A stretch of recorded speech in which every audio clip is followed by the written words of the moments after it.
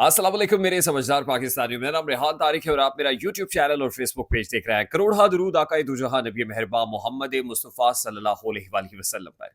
इस दुआ और इस उम्मीद के साथ इस व्लॉग का आगाज करते हैं कि अल्लाह रब्बुल इज्जत इस मुल्क के फैसला साजों के दिलों में समझदार पाकिस्तानियों के लिए नरमी पैदा कर दे। इस्टेब्लिशमेंट की जानिब से हाल ही में की गई बड़ी तब्दीली के बाद बड़ी सियासी हिकमत अमली भी खुलकर वाजे हो गई है, जिसके बाद शरीफ बरादरान की मुश्किल है कि बढ़ती हुई महसूस हो रही है। नवाज शरीफ साहब का अपनी साहबजादी के हमरा लंदन पहुंचना, प्राइम मिनिस्टर शहबाज शरीफ का न्यूयॉर्क जनरल असेंबली के बाद लाइकली लंदन में कुछ देर का पड़ाव, एक स्ट्रेटेजिक टाइम आउट मीटिंग, बहुत कुछ है जो बहुत कुछ वाजे करने जा रही है। मैं अपनी इस बात को जरा आसान करके समझाने की कोशिश करता हूं। देखिए, आम इंतखाबात 2024 के बाद सीनियर सहाफी तज्जियाकार सुहेल वड़ाइच साहब ने जंग में एक कॉलम लिखा था और इस कॉलम को बाद में हटा दिया गया था।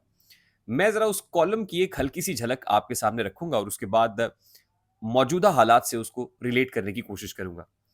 देखिए, सुहेल वड़ाइच साहब ने अपने इस अलामती कॉलम में जनरल नदीम अंजुम को लूबड़ और जनरल फैसल नसीर को यानी डीजीसी को बारासिंगा लिखते हुए दोनों के माबैन जारी चपकलिश का जिक्र भी किया था। उसके साथ साथ उन्होंने ये लिखा था कि army chief general Asim Munir की टीम में दो बड़े खिलाड़ी यानी DG ISI general Nadeem Anjum और डीजीसी जनरल फैसल नसीर के माबैन कशमकश जारी है। इन दोनों की बाहमी चपकलिश से जनरल आसिम मुनीर को शदीद नुकसान पहुंच रहा है। दोनों मुख्तलिफ राय रखते हैं, दोनों के तरीक़ाकार भी फर्क हैं, मगर दोनों आर्मी चीफ के वफादार हैं। सुहेल वड़ाइच ने यह भी लिखा था कि दानिश्वरों के मुताबिक दोनों सीनियर ओहदेदार एक साथ नहीं चल सकते।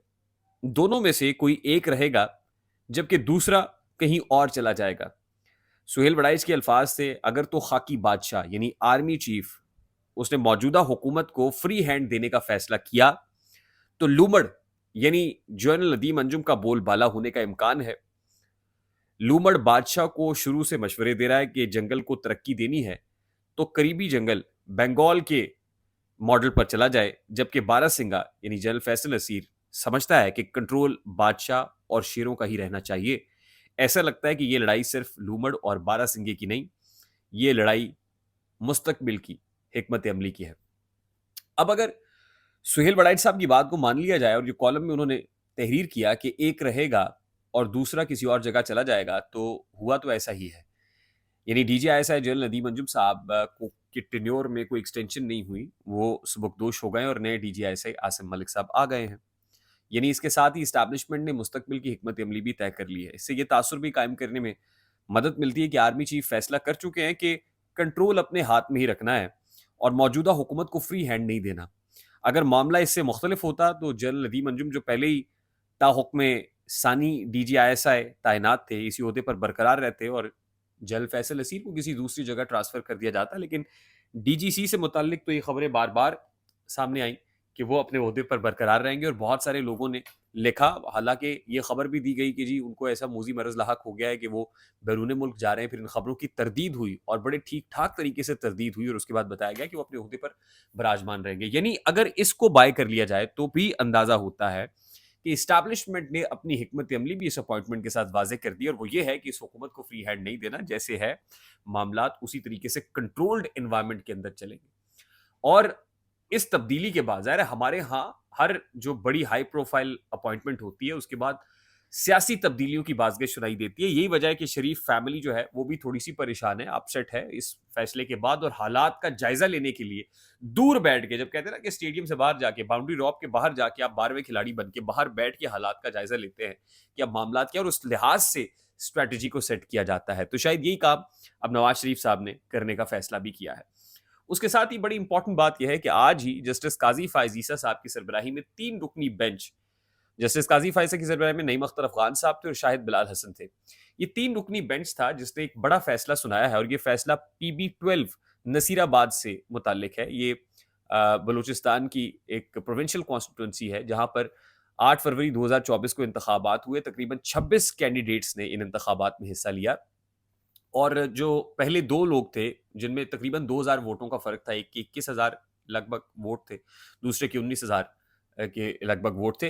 तो जो जो स जो स रनर अप है उसने पिटीशन की थी गुलाम रसूल की वसातत से और उसमें फिर ये जो बेंच है 3 रुकनी बेंच उसने कह दिया कि ये जो फॉर्म 45 और फॉर्म 47 है इसकी कोई खास वक़्त नहीं है। ये सिर्फ़ प्रिलिमिनरी एक टेंटेटिव रिज़ल्ट होता है और असल रिज़ल्ट वही होता है जो बैलेट बॉक्सेस खुल के जो रीकाउंट में सामने आता है। तो अब ये एक प्रेसिडेंस है, सुप्रीम कोर्ट ऑफ पाकिस्तान की जजमेंट है, जिसने फॉर्म 45 और फॉर्म 47 की बहस को बेवक़्त कर दिया है कि ना तो फॉर्म 45 की कोई हकीकत है, ना फॉर्म 47 यानी वो जो आरओ या डीआरओ रिटर्निंग ऑफिसर जो फॉर्म देता है, प्रिजाइडिंग ऑफिसर देता है, फिर रिटर्निंग ऑफिसर देता है। तो इन दोनों फॉर्म्स की कोई वक़्त मौजूद नहीं है, इसलिए फॉर्म 45, फॉर्म 47 की बहस ही ना करें।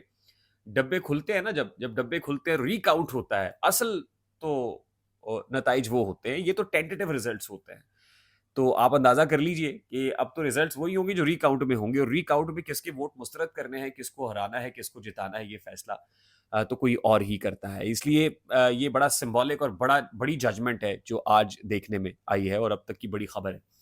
उसके साथ ही एक सुप्रीम जुडिशियल काउंसिल का इजलास जो 28 सितंबर को होने जा रहा था, उस इजलास को कैंसल कर दिया गया है और सुप्रीम जुडिशियल काउंसिल के रूल्स की तब्दीली के हवाले से आपको याद होगा कि जो लास्ट इजलास हुआ था उसमें जस्टिस मुनीब अख्तर साहब जो सीनियर मोस्ट जज हैं वो उठकर चले गए थे और उसमें अटॉर्नी जनरल के साथ मुकालमा भी हुआ था। अटॉर्नी जनरल को कहा था कि हमें बताइए तो सही रूल्स क्या है, जिसमें अटॉर्नी जनरल ने कहा था कि हुकूमत आपको बताने की मजाज नहीं है, जिसपे जस्टिस मुनीब अख्तर साहब ने खासा गुस्सा किया और उठकर इजलास से चले गए।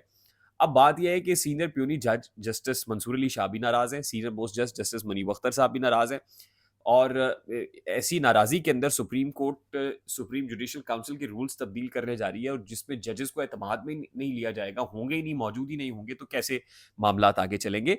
तो और इसी बेसिस के ऊपर ये सुप्रीम जुडिशियल काउंसिल का इजलास भी कैंसिल हुआ है।